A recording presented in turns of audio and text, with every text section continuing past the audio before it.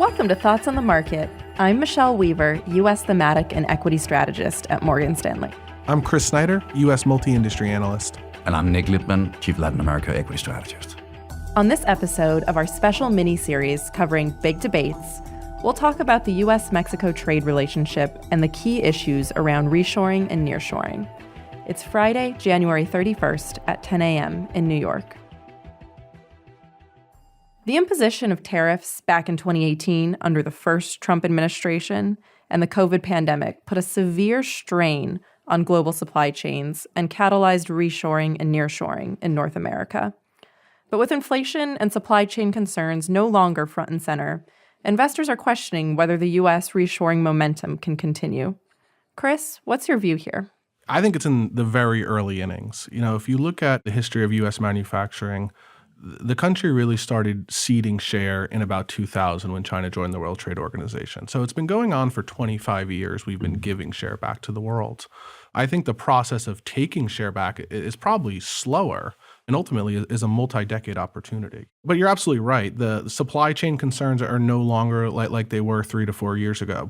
But what I think has persevered since the pandemic is this heightened focus on operational durability and resiliency, and really shortening supply chains and getting closer to the end user, which I'm sure we'll hear more from Nik about on the Mexico side. But, if you kind of look back at global supply chains and manufacturing, it's really been a chase to find low-cost labor for the last 45 years. And while that's always important, we think going forward, capital and proximity to end users will increasingly dictate that regional allocation of CapEx. I mean, those parameters are very supportive for the U.S. One thing I would like to kind of, make sure is known on our U.S. reshoring view is that, oftentimes it's thought of that we're shutting down a factory in China and reopening the same factory in the United States. And that's really a very rare example. Our view is that the world and very specific industries need to add capacity. And we just simply think that the U.S. is better positioned to get that incremental factory relative to any point in the last 45 years. Due to the combination of structural tech diffusion, but also this focus on resiliency. And one thing that I really do think is underappreciated is that global manufacturing grows 4 to 5% a year. In the U.S., it's been more in the 1 to 2% range because we're constantly ceding share. But even if the U.S. just stops giving back share, you could see the growth profile of U.S. industrials double. How would you size the reshoring opportunity? Do you have a dollar amount on what that could be worth?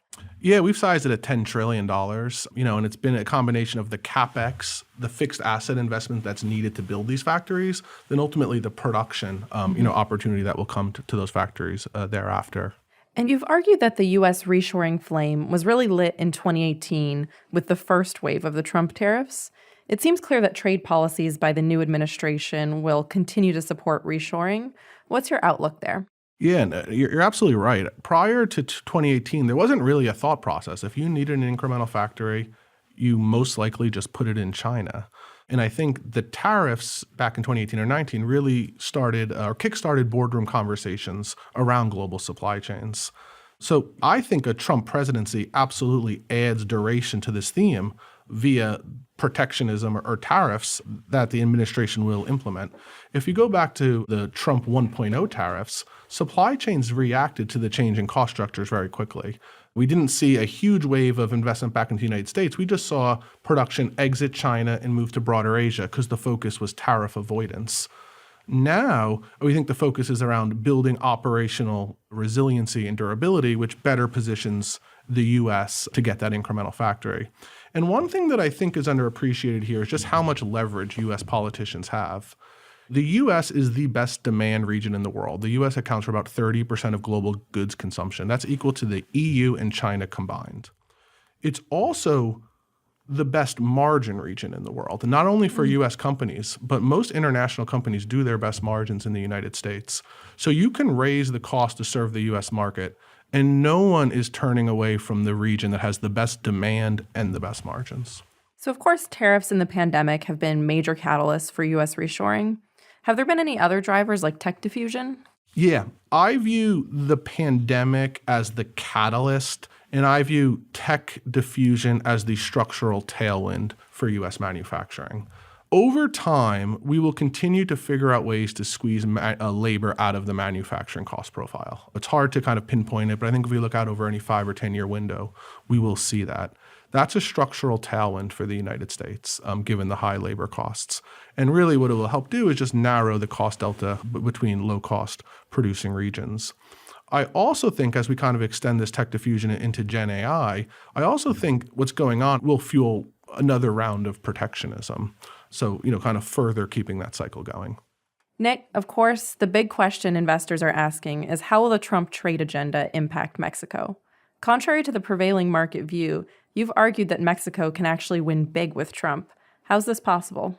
That's right, Michelle. Look, we recently upgraded Mexico to equal weight from underweight. And while some of the news we see around the administration seems a bit like a sequel, there are other things that are just very different. We're not talking about ripping apart the USMCA, but actually bringing forward renegotiations from 26 to 25.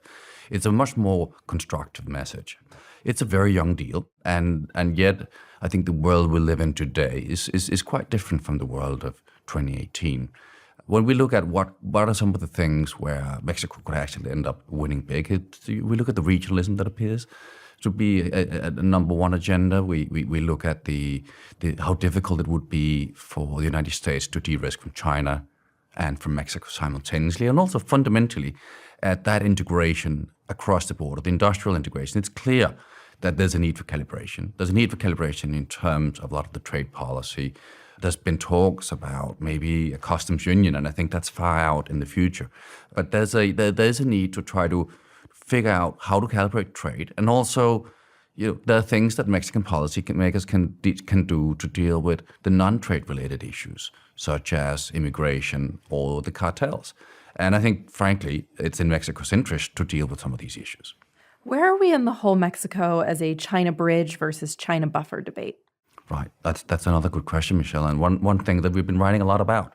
The key difference from where we were in Trump 1 and now is just how different the relationship with China really is. And I think one area where we've been scratching our head a little bit with regards to how Mexican policymakers have reacted after signing the USMCA deal is really just around that relationship with China, where I think they might have misread or underestimated just how much times have changed. We've seen a big increase in imports from China. There have been very specific manufacturing ecosystems. And we've also seen increased investments by China and Mexico.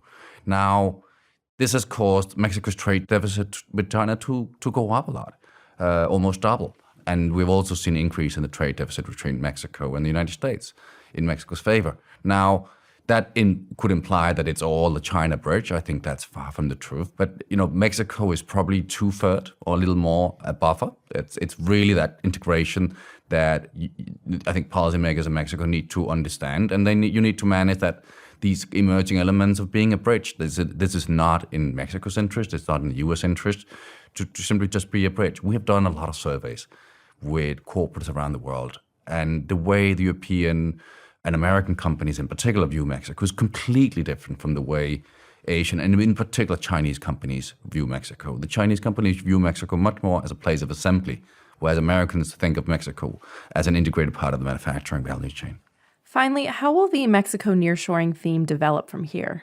This is a great debate, I think, and one that's I think we're going to be writing a lot with Chris about and with you guys about, also with the U.S. policy team. We laid out in 2022 this hypothesis that onshoring, nearshoring was about to happen. In terms of Mexico, it would imply $150 billion over 5 years. And very importantly, it could happen so fast because it was brownfield. It was more to the same, where you already had manufacturing ecosystems, you could add to that. We saw very little evidence that you could do greenfield. But now that the world has evolved, we're looking at some of these greenfield manufacturing ecosystems that are really not present in North America, not in the United States, not in Canada, not in Mexico, such as EV batteries or IT hardware, some of the things that are starting to emerge around the big chip investments. And we're wondering what are going to be the policy objectives pertaining to these very specific manufacturing ecosystems that in many cases are quite important for national security. If that is to happen, I think it's going to happen slower, much like what Chris laid out, but it's going to be much more impactful. So I'm sure we're going to be working closely on these debates. Nik, Chris, thank you for taking the time to talk. And to our listeners, thanks for listening. If you enjoy Thoughts on the Market, please leave us a review wherever you listen to the show and share the podcast with a friend or colleague today. The preceding content is informational only and based on information available when created. It is not an offer or solicitation, nor is it tax or legal advice. It does not consider your financial circumstances and objectives and may not be suitable for you.